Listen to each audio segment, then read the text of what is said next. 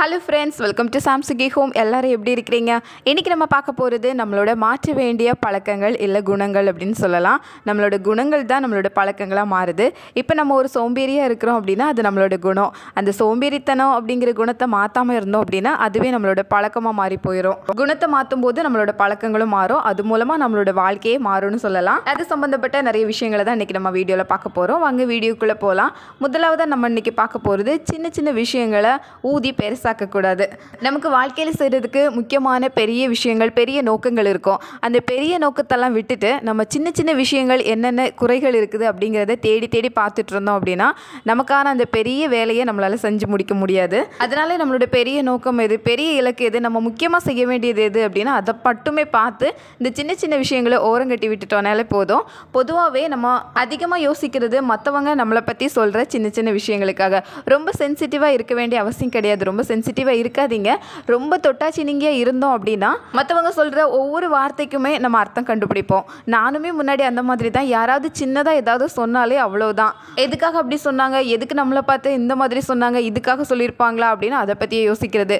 இப்போ அப்படியெல்லாம் கிடையாது. அந்த சென்சிட்டிவான குணத்தெல்லாம் விட்டுட்டு வெளியே வந்தாச்சு. இப்போ என்ன சொன்னாலும் அதை கண்டுக்க போகிறதே கிடையாது. ஏதாவது சொன்னால் கூட அவங்க சரி, அவங்க ஏதோ ஒரு மனநிலையில் சொல்லியிருப்பாங்க, சாதாரணமாக கூட அவங்க பேசியிருக்கலாம். ஆனால் நம்ம அந்த விஷயத்தை ரொம்ப பெருசாக எடுத்துகிட்டு இதனால் சொல்லியிருப்பாங்க அதனால் சொல்லியிருப்பாங்க அப்படின்னு அதை பற்றியே யோசித்து அதனால் கெட்டு போகிறது என்னவோ நம்மளோட நிம்மதி தான். சொல்கிறவங்க அந்த 5 செகண்டில் சொல்லி முடிச்சுட்டு அந்த இடத்த விட்டு போயிடுவாங்க. ஆனால் அந்த வார்த்தை நம்ம மண்டையில் வச்சு நம்ம திரும்ப திரும்ப யோசிக்கிறதெல்லாம் தேவையில்லாதது தான். அதே மாதிரி தான் நம்மளை சுற்றி இருக்கிற மனிதர்கள்கிட்ட நிறைய குறைகள் இருக்கும், நிறைய நிறைகள் இருக்கும்.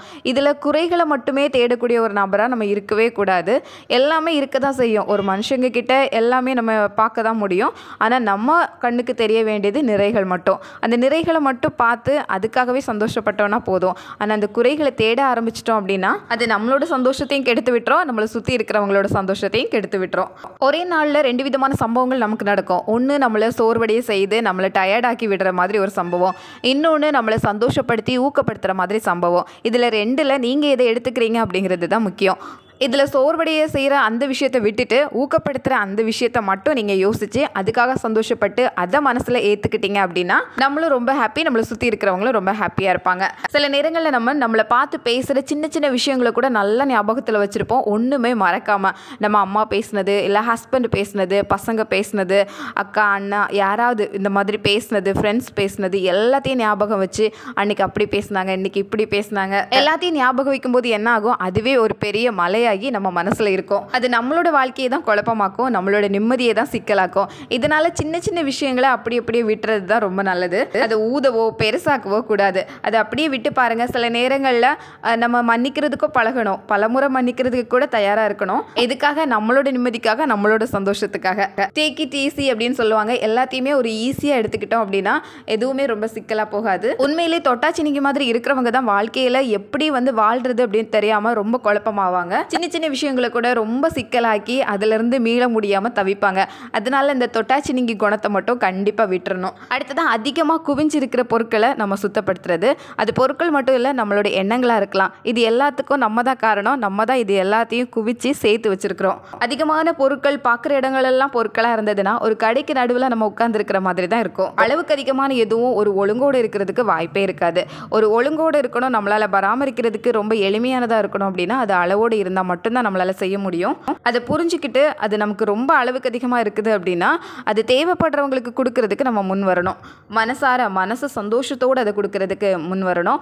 அந்த நேரத்தில் உங்களுக்கும் ஒரு ஒழுங்கு கிடைக்கும். நமக்கு தேவையான பொருட்கள் மட்டும் நம்ம கூட இருக்கும். தேவையில்லாததெல்லாம் இன்னொருத்தவங்க பயன்படுத்துகிறாங்க, அவங்களுக்கு பயன்படுது. அளவுக்கு அதிகமான பொருட்களை வச்சுருக்கிறவங்களுக்கு ஒரு சின்ன விஷயத்தை செய்கிறதே ரொம்ப குழப்பமாக தான் இருக்கும். பொருட்களை குறைச்சி பாருங்க, எது நமக்கு தேவை அப்படிங்கிறத தெரிஞ்சு பாருங்க. அப்போ தான் நம்மளால் எது தேவை எது தேவையில்லை அப்படிங்கிறது ஒரு முடிவுக்கு வர முடியும்.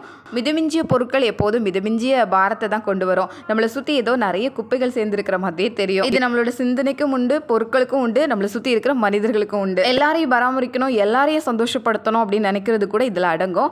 அதனால எல்லாத்தையுமே நம்ம வச்சிருக்கணும், எல்லாத்தையுமே நம்ம கூடவே கொண்டு போகணும் அப்படின்னு நினைக்கிறது அது ஒரு குணம் தான். அந்த குணத்தை விட்டுட்டு எதெல்லாம் விடணுமோ அதெல்லாம் விடணும், எதெல்லாம் நம்ம வச்சிருக்கணுமோ அதெல்லாம் வச்சிருக்கணும், எதெல்லாம் நம்ம கொடுக்கணுமோ அதெல்லாம் நம்ம கொடுக்கணும். குவிஞ்சு கிடக்கிற இந்த குப்பைகளை சுத்தப்படுத்துறதுக்கு ஆயத்தமாகுங்க. உங்களோட மனசும் லேசாகும், அதே நேரத்தில் வாழ்க்கையும் ரொம்ப ஈஸியாக இருக்கும். அடுத்ததான் வாழ்க்கையோட பொருந்தி போகிறது இந்த வாழ்க்கையை நம்ம ஏற்றுக்கொள்ள பழகிறது. இதுக்கு தான் அட்ஜஸ்ட் பண்ணுறது அப்படின்னு சொல்லுவாங்க. இது வந்து நம்மளால் முடியும். நம்ம வந்து பெரிய பெரிய விஷயங்களை யோசிச்சுட்டு நமக்கு கிடைச்சிருக்கிற ஒரு நல்ல லைஃப்பை வந்து வீணாக்கக்கூடாது, சலிப்பாக்கக்கூடாது. எல்லா விஷயத்துலையுமே நம்ம கொஞ்சம் வந்து விட்டு கொடுத்து போகிற மாதிரி இருக்கலாம்.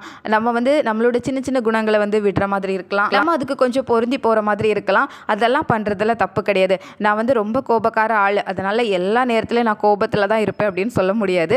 அதே நேரத்தில் மற்றவங்க கிட்ட நான் இப்படித்தான் நடந்துப்பேன் அப்படின்னு சொல்லி ஒரு இறுக்கமாக நம்மளால் இருக்கவும் முடியாது. விட்டு கொடுத்து போகிறதுக்கு பழகணும். சின்ன வயசுலேருந்தே பழகணும். அதை பழகிட்டோம் அப்படின்னா நமக்கு லைஃப் வந்து ரொம்ப ஈஸியாக இருக்கும். எதையுமே விட்டு கொடுக்க மாட்டேன், நான் இப்படித்தான் அப்படின்னு சொல்லி நம்ம ஒரு பிடிவாதமாக இருந்தோம் அப்படின்னா அது நமக்கும் நல்லதில்லை, நம்மளை சுற்றி இருக்கிறவங்களுக்கும் நல்லது கிடையாது. கொஞ்சம் நெளிவு சுழிவோடு இருக்கணும்னு சொல்லுவாங்க. அந்த சிச்சுவேஷனுக்கு ஏற்ற மாதிரி நம்ம கொஞ்சம் பொறுமையாக இருக்கணும் அப்படின்னா அந்த நேரத்தில் பொறுமையாக இருக்கணும். அந்த நேரத்தில் நம்ம கொஞ்சம் வேகமாக சுறுசுறுப்பாக இருக்கணும் அப்படின்னா அதுக்கும் தயாராக இருக்கணும். நம்ம பேச வேண்டிய நேரங்களில் பேசணும். பேசாமல் அமைதியாக இருக்கிறதுக்கும் ஒரு நேரம் உண்டு. அந்த மாதிரி சிச்சுவேஷனுங்களில் கொஞ்சம் பொறுமையாக அமைதியாக இருந்துட்டா நல்லது. நாணல் புல் சொல்லுவாங்க. அந்த நாணல் புல் நல்லா நீண்டு வளர்ந்துருக்கும்.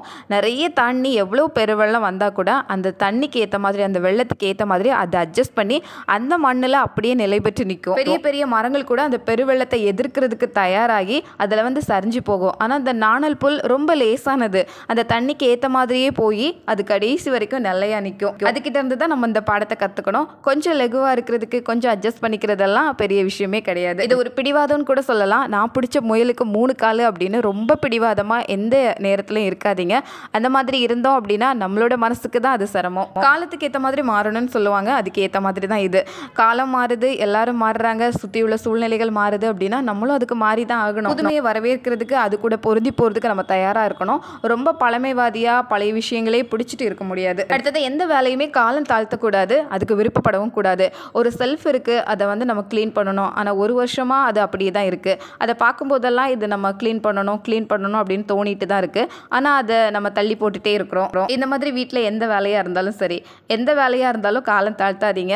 அதுக்கான நேரம் கிடைக்குதா, கொஞ்சம் நேரம் கிடைச்சாலும் உடனே அந்த வேலையை செஞ்சு முடிச்சிடணும். தள்ளி தள்ளி போடுறது அது ஒரு குணம். அந்த குணத்தை வந்து நம்ம வளர்த்துக்கிட்டே இருந்தோம் அப்படின்னா அது நம்மளோட பழக்கமாகவே மாறி போகும். ஒரு வேலை இல்லை, 2 வேலை, எல்லா வேலைகளையும் இப்படி தள்ளி தள்ளி போட்டுட்டு இருந்தோம் அப்படின்னா எதையுமே வந்து உடனே செய்யறதுக்கு நம்ம விருப்பப்பட மாட்டோம். முடிஞ்ச அளவுக்கு தள்ளி போடலாமா அப்படிங்கிறது தான் நம்மளோட யோசனையா இருக்கும். அதனால இன்னைக்கு இருக்கிற வேலைகள் என்னவோ அதை இன்னைக்கே முடிக்கணும். எதையுமே காலம் தாழ்த்தாதீங்க. பழைய வேலையே நம்ம இன்னும் சேர்த்து வச்சுட்டு இருந்தோம் அப்படின்னா புது வேலைகளை நம்மளால செய்யறதுக்கே முடியாது. எப்போதுமே வேலைகளை செய்யறதுக்கு விருப்பமாகவும் ஆர்வமாகவும் இருந்தோம் அப்படின்னா அது நமக்கு நிறைய புதிய வாய்ப்புகளை கொண்டு வரும், நம்மளோட வாழ்க்கையே மாற்றும். இந்த குணம் தான் நிறைய பேரோட பழக்கமாகி அந்த பழக்கம் அவங்களோட வாழ்க்கையே மாற்றும். எல்லாம் ஒரே நாளில் நடக்கிறது கிடையாது. எல்லாத்துக்கும் அதுக்கான காலம், நேரம் எல்லாமே தேவைப்படும். ஆனால் பொறுமையாக இருக்கணும். நல்ல குணத்தையும் நல்ல பழக்கங்களையும் விடாமல் இருக்கணும். அவ்வளவுதான்.